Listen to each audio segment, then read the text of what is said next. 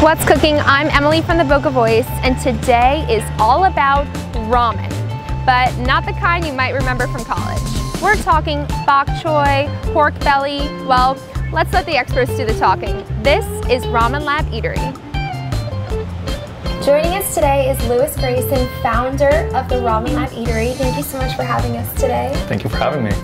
Louis, can you start by telling us the inspiration behind opening this concept?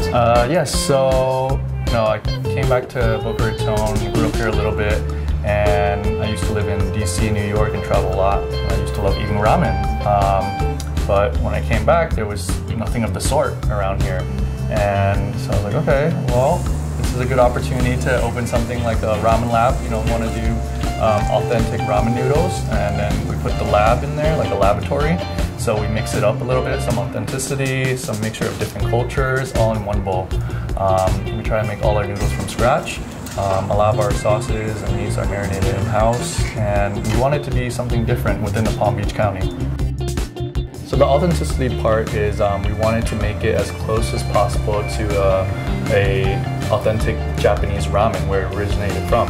So most of our dishes are very similar to that, as close as possible as we can, because some of the ingredients are hard to get.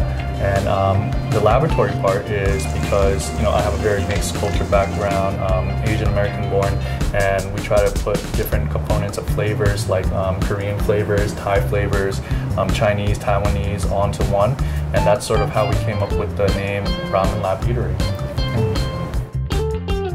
So you mentioned you're a family-based team. What does that mean?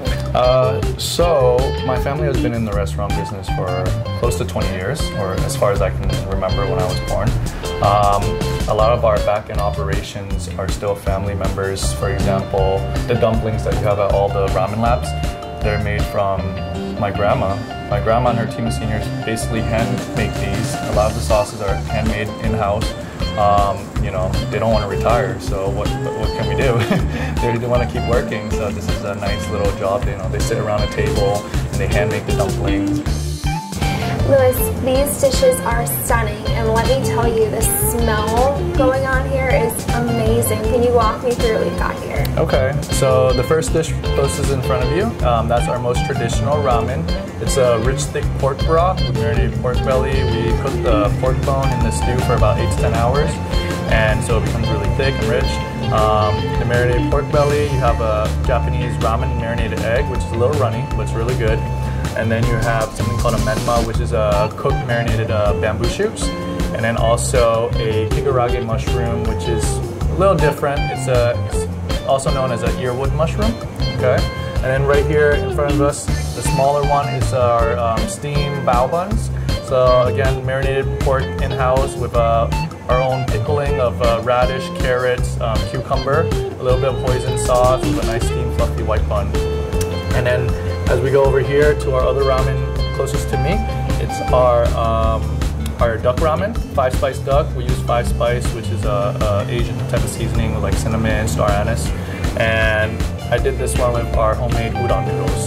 So something a little bit different. It comes with bean sprout, bok choy, and our duck that we cook it in. So we cook the duck in the stew for a few hours, take it out, the whole duck, and then we cut it by the piece, and then we pan sear it, as you guys saw earlier.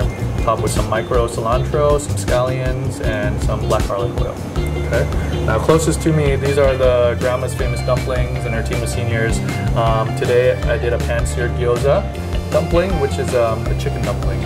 Okay. Top with some scallions and our homemade light Gyoza sauce. Okay. All right, here we go. Okay. This is so colorful. I love it, and the bun is so plush. Yeah.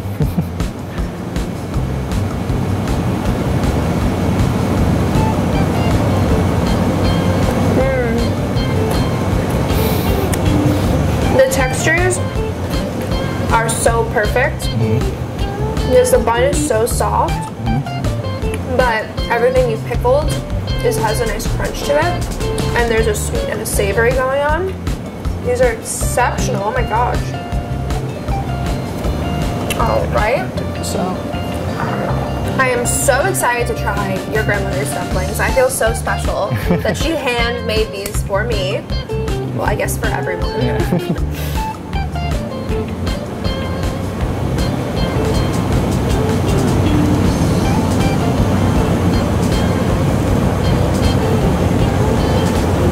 The sear is just perfect. And they're light and lean. This is amazing. Let me just finish.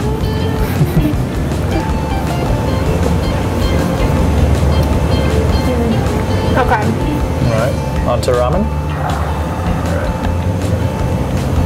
Oh my gosh, this is so beautiful. I feel bad disturbing it. It's all good. Okay, so how would you go about building this? You want to mix it in a little bit? There you go. Okay. Okay. So break the egg. Yeah, break the egg a little bit. There you go. The noodle, the bamboo, It's the mushrooms. the mushrooms, some broth.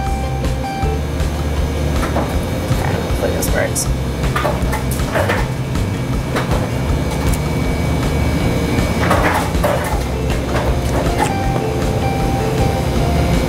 The texture in this as well is so fun. I've never had a bowl like this before. This is so different, really.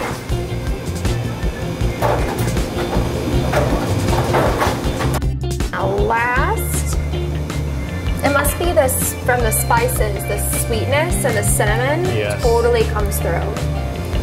This one, give it a good mix. Yeah.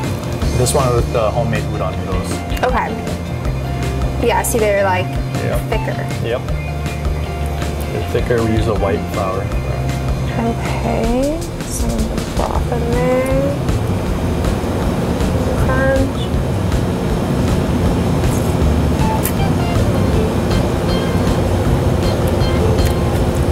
Oh my god, that's phenomenal.